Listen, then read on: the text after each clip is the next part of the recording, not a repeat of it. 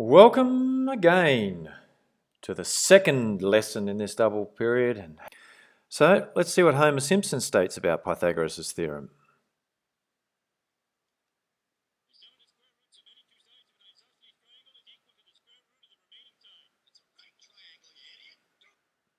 There you have it. It must be a right angle triangle, even though I haven't written it here. The square on the hypotenuse, and to have a hypotenuse it must be a right angle triangle, is equal to the sum of the squares of the other two sides.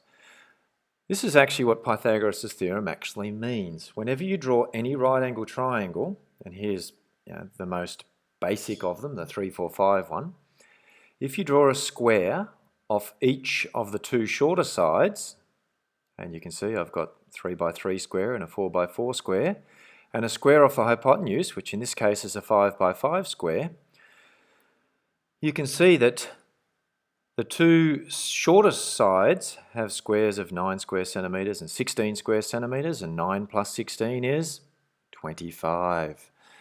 And that's Pythagoras' theorem in a nutshell, because Pythagoras was around before algebra. His theorem was actually in words, not in algebra. So there we have it, Pythagoras' theorem. Now, sometimes you'll see it written as c squared equals a squared plus b squared. I use h because h stands for hypotenuse. So you'll see our top formula here, h squared equals a squared plus b squared is your more traditional approach, and the bottom two are the ones if you want to be a little bit quicker, just rearranging it. One's for finding the hypotenuse and one's for finding a shorter side. And I'm sure you've seen those before. If you haven't, then just use the top one or ask someone in the class that has used it. Here's our first example. Find the unknown side x, which is a hypotenuse. And because it's a hypotenuse, well, we could use our shortcut or we could use a traditional. Let's use a traditional formula. H squared equals a squared plus b squared. We know a and b can be 9 and 14. So 9 squared and 14 squared is 277. And we take the square root of both sides. And to two decimal places, we get h equals 16.64 metres. Would have been quicker if we just had used our slightly rearranged formula, the square root of 9 squared plus 14 squared, then you get the answer instantly on your calculator. Same answer, doesn't really matter which technique you use. Let's try our second example. This time we're finding a shorter side. We know the hypotenuse is 40. So if we use the traditional approach, 40 squared equals a squared plus 29 squared, or it could have been 40 squared equals 29 squared plus b squared. It doesn't matter which one's a or b. But because the side length in this triangle is called a, we'll let the 29 be b. Before we minus, let's figure out what 40 squared is and 29 squared on the calculator. Minus 841 to both sides, and we get a squared is equal to 759. If we take the square root of both sides, we get the answer. However, this question says to find the exact value. So we're going to use the square root of 759. Well, with this case, there's actually two answers, plus and minus the square root of 759, but because it's a side length and lengths must be positive, we don't worry about the negative case. If I use the shortcut method, a is equal to the square root of h squared plus b squared, 40 squared take 29 squared. If you do that on the calculator with the square root button, you get a decimal. So you just need to go 40 squared minus 29 squared and figure out what that is, which is 759, and leave it under a square root sign.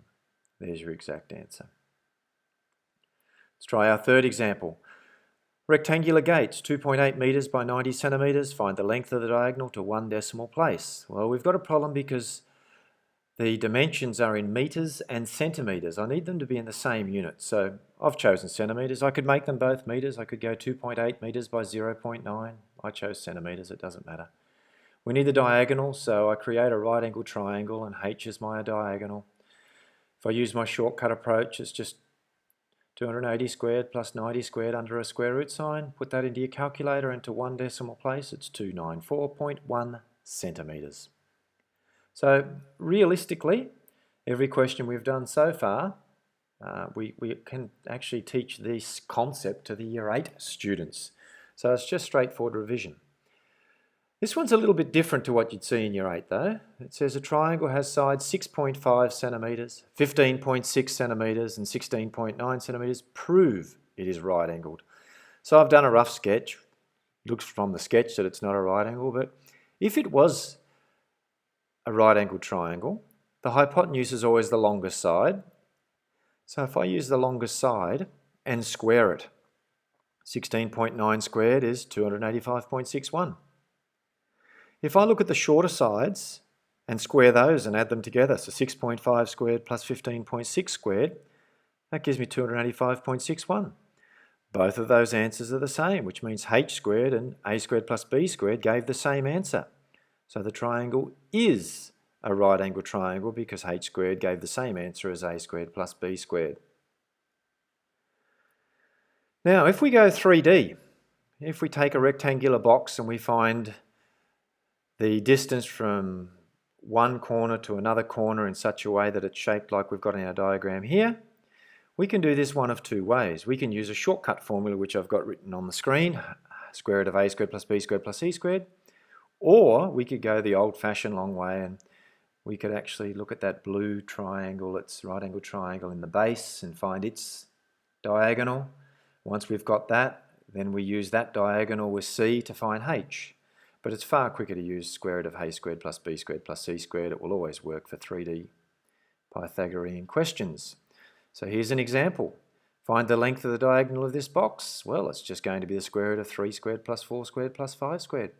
Put that into your calculator into 2 decimal places, 7.07 centimetres. Well, there you have it. Pythagoras' theorem. Nice and quick. So you've got the rest of this class to finish off Pythagoras' theorem, as well as anything from exercise 4.5. Have fun, and we shall see you next class. Bye-bye.